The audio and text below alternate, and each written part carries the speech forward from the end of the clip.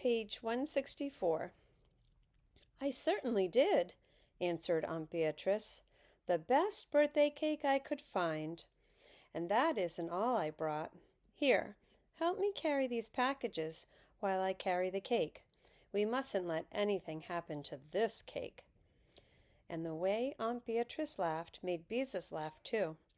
Her aunt gave her 3 packages, 2 large and 1 small, to carry. "The little package is for Ramona," explained Aunt Beatrice, "so she won't feel left out." Mother came out of the house and hugged her sister. "Hello, Bee," she said. "I'm so glad you could come. What would I ever do without you?" "It's good to see you, Dorothy," answered Aunt Beatrice. "And what's an aunt for if she can't come to the rescue with a birthday cake once in a while?" As Beezus watched her mother and her aunt, arm in arm, go into the house, she thought how different they were.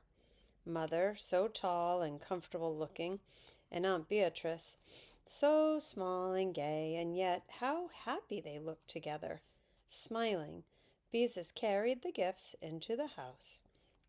Aunt Beatrice always brought such beautiful packages, wrapped in fancy paper and tied with big fluffy bows. Aunt Beatrice handed the cake box to Mother. "Be sure you put it in a safe place," she said, and laughed again. "May I open the packages now?" Beezus asked eagerly, although she felt it was almost too bad to untie such beautiful bows. "Of course you may," answered Aunt Beatrice. "Where's Ramona?" A subdued Ramona came out of the bedroom to receive her present. She tore off the wrapping, but Beezus painstakingly untied the ribbon on one of her presents and removed the paper carefully so she wouldn't tear it. Her new book, 202 Things to Do on a Rainy Day, suggested pasting pretty paper on a gallon ice cream carton to make a waste basket. "Oh, Aunt Beatrice!" exclaimed Beezus as she opened her first package. It was a real grown-up sewing box. It had 2 sizes of scissors, a fat red pin cushion that looked like a tomato, an emery bag that looked like a ripe strawberry, and a tape measure that pulled out of a shiny box. When Beezus pushed the button on the box, the tape measure snapped back inside. The box also had needles, pins, and a thimble. Beezus never wore a thimble, but she thought it would be nice to have one in case she ever wanted to use one. "Oh, Aunt Beatrice," she said, "it's the most wonderful sewing box in the whole world.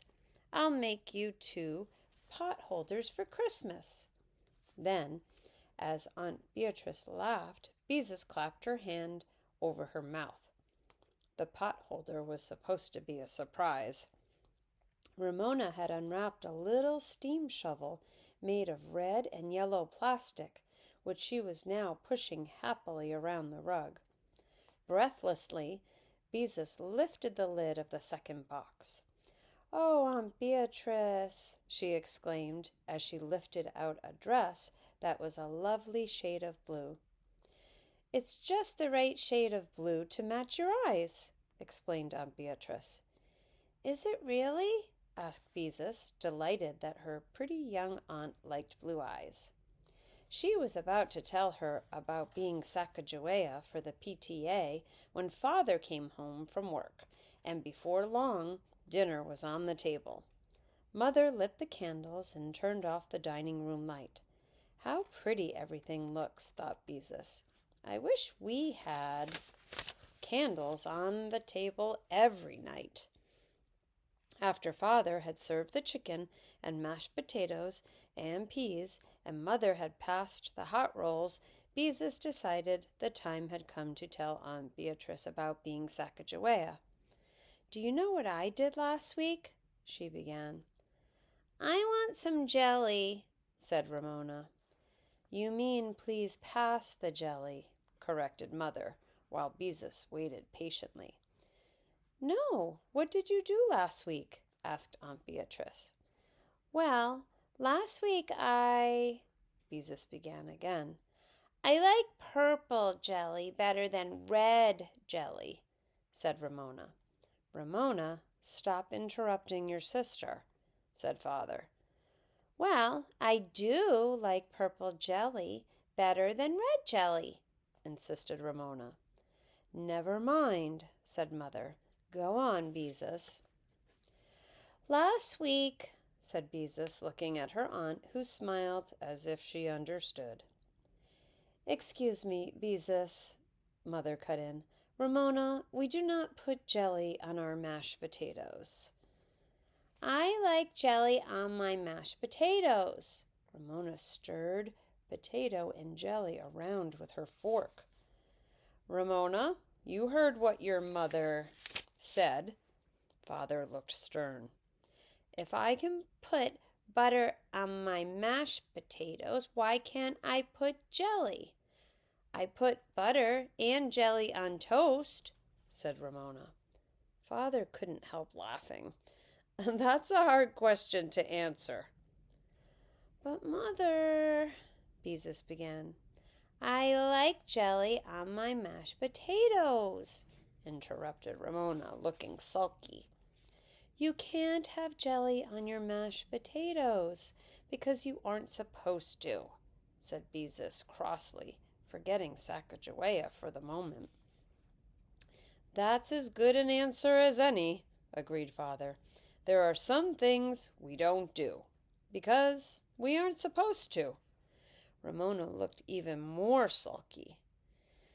Where is my merry sunshine? Mother asked. Ramona scowled.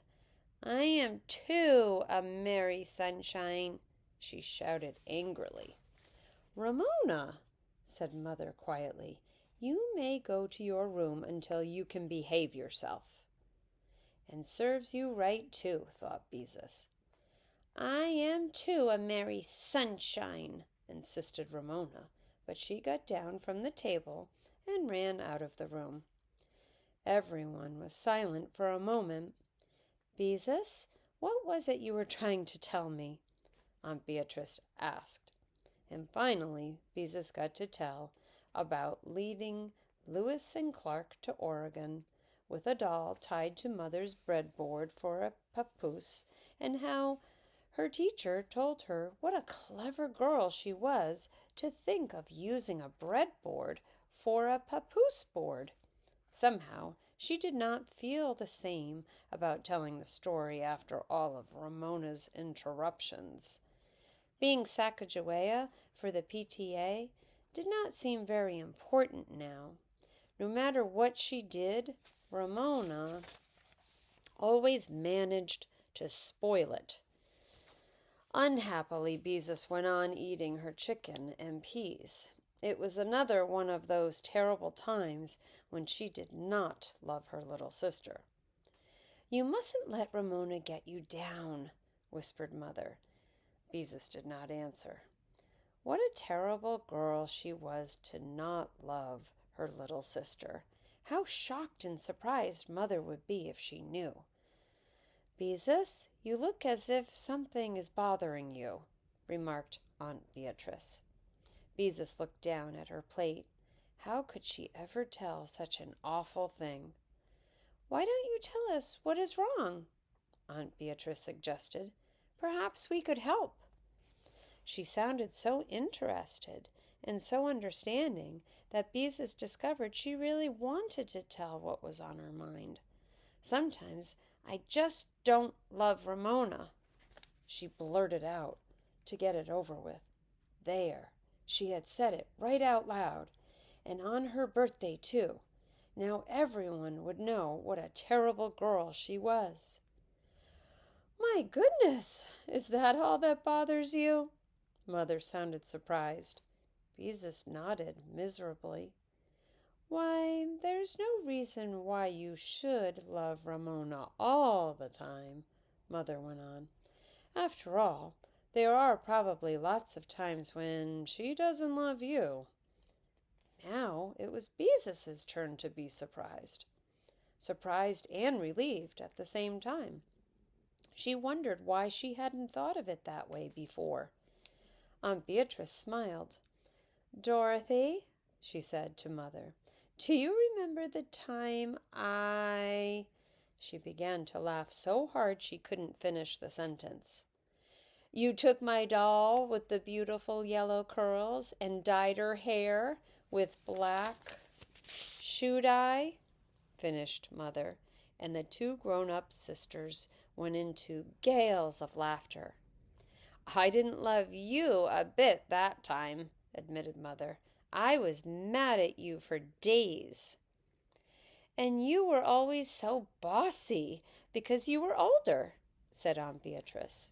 "I'm sure I didn't love you at all when you were supposed to take me to school and made me walk about 6 feet behind you because you didn't want people to know you had to look after me." "Mother!" exclaimed Beezus in shocked delight. "Did I do that?" laughed Mother. "I had forgotten all about it."